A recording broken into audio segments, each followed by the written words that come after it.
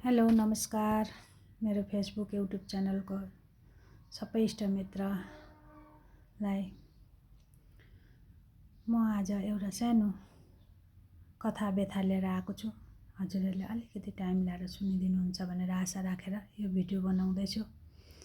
आजको कथा चाहिँ के छ भने नि प्रशान्त तामाङको बारेमा अलिकति मलाई बोल्नु मन पर्यो। उहाँ इन्डियन आइडलमा जानुभएको थियो। म त्यति बेला सिक्किममा थिएँ, सिक्किममा गान्तोकमा भनौँ न। मेरो नानीहरू स्कुलमा पढ्दै थिए र मेरो श्रीमान त्यति बेला नैमा च्यानलमा काम गर्नुहुन्थ्यो। अनि त्यहाँ व्यापक रूपले प्रशान्त तामाङकै हल्ला भनौँ न चलिरहेको थियो कि प्रशान्त तामाङ इन्डियन आइडलमा जानुभएको छ।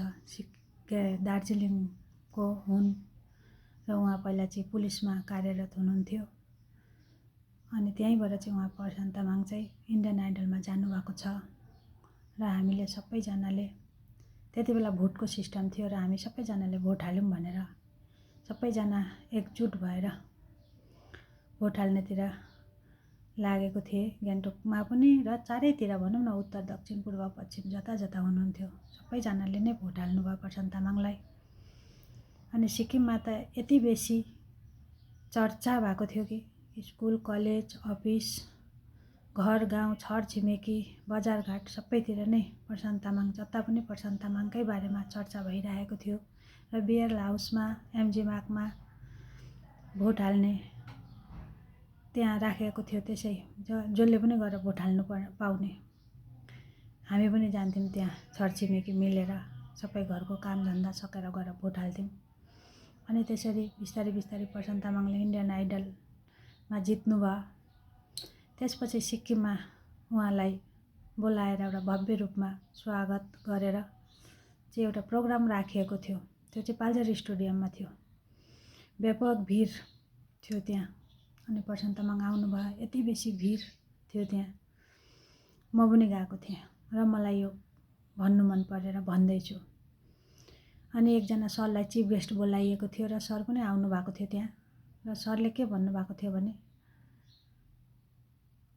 भाइ अगाडि बढ्नुलाई काँडाहरू थुप्रो आउँछ जिन्दगीमा र त्यो काँडा पन्साएर चाहिँ अगाडि बढ्नु सिक्नुपर्छ भनेको मलाई हिजो अस्ति जस्तो लाग्छ।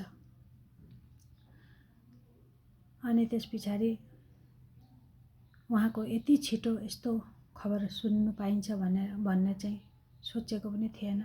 तर के गर्नु, हामी मान्छे भएर जन्मेपछि एक दिन आएको जानेकै लागि हो। तर यो जानु चाहिँ स्वीकार गर्नु सकिँदैन। दुःख लाग्छ सुन्दाखेरि। उहाँ त गइहाल्नु भयो, तर उहाँको मिसेस र बिचारा त्यो 3 वर्षको छोरी, त्यो सोच्दा चाहिँ दुःख लाग्यो एकदमै साह्रो। ती नानीलाई के थाहा बाबा अब रहेनन् भनेर।